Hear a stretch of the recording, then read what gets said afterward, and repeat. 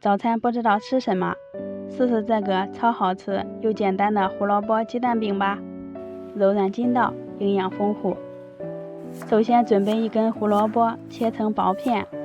这里用到的是180克胡萝卜，倒进破壁机里面，往里面加入600毫升的清水，启动果蔬键，把它打成胡萝卜汁，可以多搅打一会儿，胡萝卜会更加细腻。然后在大盆里倒入260克面粉，加入盐，增加面混的筋性。先倒入一半的胡萝卜汁，边倒边搅拌，一直搅成细腻无干面混颗粒的面糊。再倒入剩下的胡萝卜汁，继续搅拌均匀。像这样调起来往下滴的状态，稀稠度就可以了，先放一边备用。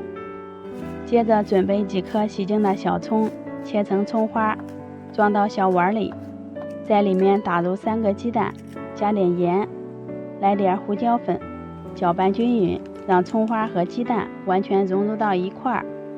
再将面糊搅一搅，挖一勺倒在电饼铛中，这里一定要开小火，端起来快速的转动，让面糊均匀的摊开。改成大火，烙着面糊完全变色，倒入一勺鸡蛋液，用刷子将蛋液均匀的刷开，整张饼都要刷到。盖上盖子，烙上30秒，蛋液凝固以后，在表面刷一层油，托起来给饼子换个面，再接着烙上30秒，两面烙至金黄，鸡蛋饼就熟啦。咱们的胡萝卜鸡蛋饼就做好啦，颜色金黄，看着就很诱人。